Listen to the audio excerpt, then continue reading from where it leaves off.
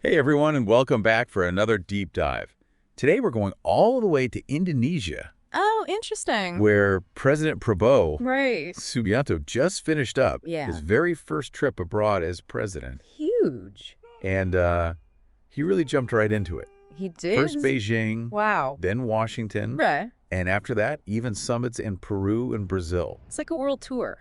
It really is. It's like a diplomatic world tour right out of the gate. Absolutely. So what do you think? Well, What's the big takeaway here? I think. What does this tell us about Indonesia and where it's going on the world stage? Yeah, you've got to remember the whole geopolitical landscape right now. Right. Yeah. China's influence is just skyrocketing. Yeah. And the U.S. is really trying to hold on to its position. They are. So just the fact that Prabowo chose these destinations shows he's wading right into the middle of this power struggle. Yeah, he's not shying away from it at all. Not at all. Let's unpack this Beijing visit a little bit. Okay. I mean, $10 billion in new deals. Yeah. That's not chump change. No. That's a serious economic commitment from China. Absolutely. And then there's this quote from Prabowo that really stood out to me. Oh, yeah. He said, Indonesia wants to be a part of China's rise. Not just economically, Right. but as a civilizational power.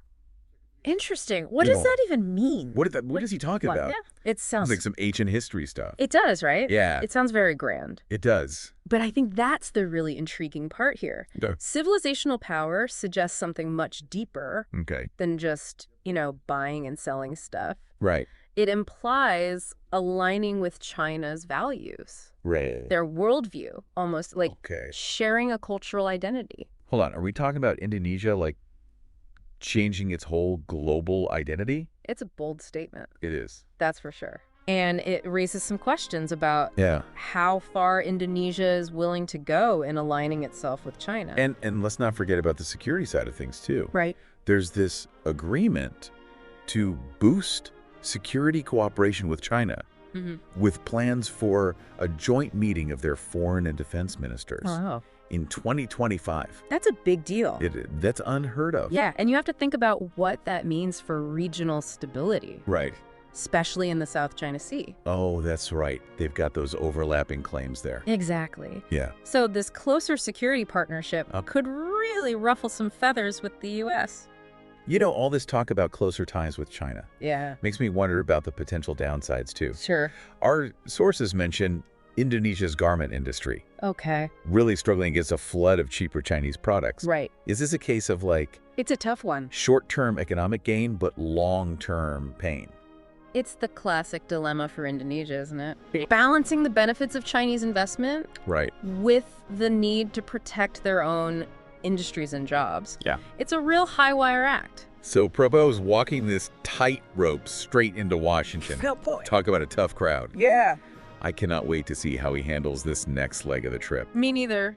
especially with U.S.-China relations being so tense right now. It'll be fascinating It will. to see how he tries to reassure the U.S. Yeah, while still moving closer to China. It's a Right. delicate diplomatic dance, for sure. it is. This trip to Washington is going to be crucial. I know, right?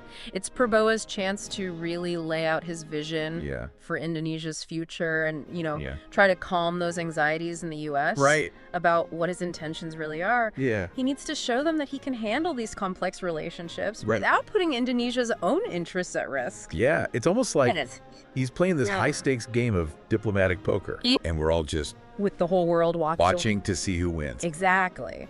And speaking of playing the game, Yeah. something else he said during his meeting with Chinese business leaders really caught my attention. Oh, yeah. He talked about creating a business environment in Indonesia Right. that's super attractive to Chinese investment, Okay. even promising a warm welcome to Chinese investors. That sounds pretty deliberate to me. Oh, those are carefully chosen words. Yeah. No doubt about it. Yeah. He's sending a very clear message. Yeah. Indonesia is open for business, and that Chinese investment is especially welcome. Yeah. Smart move considering China's economic power, Right. but it does carry some risks. Like, what do you think the biggest risk is there? Well, becoming too dependent on Right. one major economic partner. Putting all your eggs in one basket kind of thing. Exactly. It's Yeah. all about diversification. Right. Indonesia needs to balance its engagement with China with strong relationships with other partners too. Right. Like the U.S., Japan, the European Union. Okay, so it's not just about playing China and the U.S. off against each other. No, it's bigger than that. It's more about building a whole network of relationships to strengthen Indonesia's position overall. Exactly. Okay. And that actually brings us to another key point from Prabowo's Beijing visit. His focus on cooperation over confrontation. He used that phrase a lot. He did. He repeated it over and over. Yeah, like it was a cornerstone of his whole foreign policy. It's supposed to be collaboration, not confrontation. Catchy. It is catchy. Right. But what does it actually mean? Like in practice? Right. How do you cooperate with someone who could also be your rival? Right, exactly. Well, it means putting diplomacy first. Okay. Putting dialogue first, even when you're dealing with really tough issues. It means finding common ground. Building trust and avoiding anything that could escalate tensions. So less saber rattling and more bridge building. It's a good way to put it. Yeah, it does sound like a pretty refreshing approach. It does. Especially with all the conflict we see everywhere. Absolutely. And it's a welcome change. Yeah. But let's be real. Yeah. Diplomacy is not always easy. No. Especially with countries that have different interests. Totally. You know, different priorities. Right.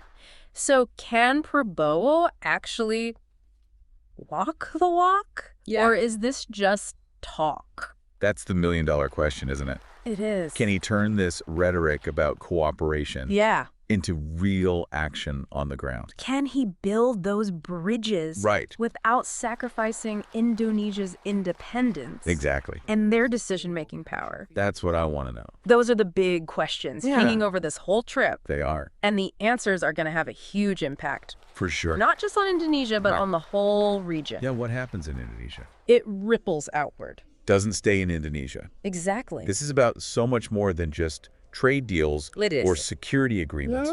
This is about Indonesia figuring out its place. Defining its role. In the world. Yeah. And charting its own course. Charting a course for the future in these uncertain times. It really is. It's a bold gamble. It is. And only time will tell if it pays off.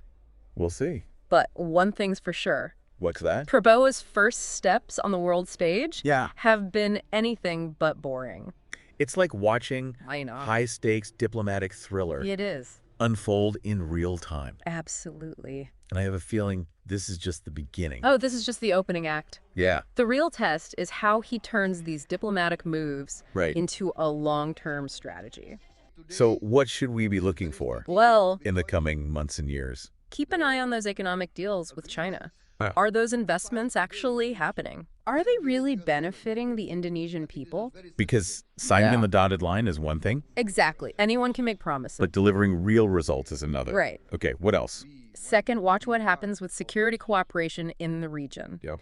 Can Indonesia manage its relationship with China without upsetting its neighbors or the U.S.? Because a stable and prosperous Southeast Asia is in everyone's best interest. Absolutely. Okay.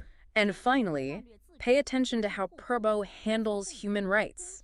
Okay. Can he balance his domestic agenda with international pressure to uphold democratic values? Because Indonesia's global reputation depends on its commitment to those values. It does. The world is watching. The world is watching. These are just a few of the challenges and opportunities facing Indonesia under Prabowo's leadership. Right. It's a fascinating time to be following Indonesian politics. It is. And we'll be here. We will. To guide you through every twist and turn. You know, as you've been talking about Prabowo's approach to foreign policy, this whole like collaboration, not confrontation idea. Right. It struck me that this might be a totally new direction for Indonesia. It might be. Have they ever tried this before? You know, that's a really insightful observation. Yeah. You might be onto something there. Okay. It does seem like a big departure from their usual playbook. Like, think about it in the past. Yeah. Indonesia often tried to stay neutral in global affairs, playing it safe, not picking sides. The classic non-aligned approach. Right. A holdover from the Sukarno era. Yeah. They wanted to be friends with everyone. But Prabowo seems to be taking a much more proactive stance. Yeah. Actively engaging with all the major players, trying to shape the regional order. He's not sitting on the sidelines anymore. To Indonesia's advantage? No, he's not. Yeah, he's not on the sidelines anymore. He's front and center. And this whole civilizational power thing aligning with China's values and worldview. It's uncharted territory for Indonesia. I wonder what the long-term consequences of that will be. It raises so many questions. It does. Is Prabowo really embracing those values? Right. Or is it just a strategic move to get those economic benefits? A marriage of convenience or something deeper? Exactly. And how will the Indonesian people react Good question. to this shift toward China? Yeah. Will they welcome it? Yeah. Or will there be pushback? We'll have to wait and see. We will. These are all questions that will play out in the years to come. Yeah. But one thing is for sure. What's that? Prabowo's presidency marks a turning point in Indonesian foreign policy. Oh, yeah. And the whole world is watching. The whole world is watching to see what happens next. It is a fascinating story. It is. Unfolding right before our eyes. Unfolding right now. We'll be back in just a moment. Okay. To dive even deeper into the implications of Prabowo's new direction for Indonesia. Sounds good. Don't go anywhere. Yeah. I think it is only natural that now, in the present situation, geopolitical and geoeconomic, that Indonesia and China have become very close partners in many, many fields. So once again, President Xi, distinguished leaders, I would like to reiterate our commitment to enhance this relationship and to work together for the mutual benefit of our two peoples and for the prosperity, peace, and stability of all of Asia. That is my commitment. I'm convinced that the relationship between Indonesia and China will bring a conducive atmosphere in the strategic situation in Asia and in our region especially. Okay, so we're back now for the final part of our deep dive into Indonesia. All right. And we've covered a lot of ground. We have. From Beijing to Washington and beyond. Yeah, Prabowo's been busy. He has. Right out of the gate. Yeah. So what's the big picture here? Well, I think Prabowo's first few weeks in office have really been a whirlwind. They have. Diplomacy, deal-making, you name it. Yeah. It seems like he's signaling a real shift in Indonesia's foreign policy, moving closer to China. Right. But trying to maintain those strong ties with the U.S. Right. It's a delicate balancing act. It is. With high stakes for Indonesia and the whole region. You know, we've talked a lot about this balancing act. We have. Is it really that precarious? I think in some ways, yes. Yeah. Indonesia needs both China and the U.S. China is vital for their economy. Yeah. A huge source of investment and trade. Right. But the U.S. is still a key security ally and a counterbalance to China's growing influence. Yeah, so Prabbo can't really afford to alienate either one. He can't. It's a tough spot to be in. So how do you navigate that? Yeah, how do you keep everyone happy? Yeah, what's the strategy there? It's all about what's called strategic autonomy. Okay. I've heard that phrase before. Yeah, basically, Indonesia wants to avoid becoming too reliant on any one country. Right. They want to chart their own course based on their own interests. So not just following China's lead or the U.S.'s lead. Beijing's not Washington's. But making their own decisions. It's about calling your own shots. Okay, but how does this idea of civilizational power fit into all of this? That's a good question. You know, aligning with China's values and worldview. Right, it seems like that suggests a deeper connection. It does suggest something. Not just economic ties. More fundamental. Yeah. Maybe even cultural and ideological. Right. And that seems kind of contradictory. It does a bit. Right. This whole idea of autonomy. Right. So how do you square that circle?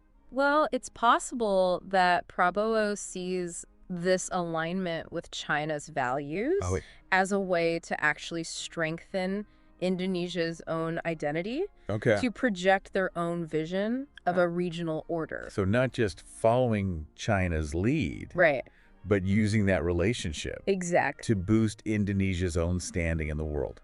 It's a bold move. It is. And it remains to be seen how it will play out. Okay, so we've talked about the economic implications, Yeah. the geopolitical implications, but what about the impact on Indonesian society itself? Right. How are the people reacting? Yeah, how are people feeling about all of these shifts? Well, there's a mix of hope and anxiety. Makes sense. Some people welcome these closer ties with China. Okay. They see it as an opportunity for growth and development. Right, economic opportunity. Exactly. But others are more cautious. Okay. They're worried about potential job losses and, China's cultural influence. So no clear consensus. Not yet. Yeah. It's too early to tell Okay. how it will all shake out. But one thing's certain, Prabowo's presidency is ushering in a new era for Indonesia. Absolutely. And it's full of both promise and uncertainty. It is a pivotal moment in their history. That's what makes this whole deep dive so fascinating. I know. We're watching history unfold right in front of us. Yeah. This is a moment that will shape Indonesia's destiny. You will. For years to come. Absolutely. And we've only just scratched the surface. It's a complex story. It is so much more to explore. Well, what we've seen so far suggests that Prabowo is a leader who's willing to take risks, challenge the status quo. He's not afraid to shake things up. No, he's not. And forge his own path. Whether he succeeds or not. Yeah, who knows? Remains to be seen. Yeah. But one thing is for sure. What's that? Prabowo Subianto's Indonesia will be anything but predictable. Well, on that note of intrigue, right? We'll leave you to ponder the future of Indonesia. Okay. Keep an eye on this unfolding story. It's going to be interesting. And remember, sometimes the most fascinating deep dives What's that? lead to even more questions than answers. True. That's the beauty of it. Thanks for joining us. Thanks, everyone.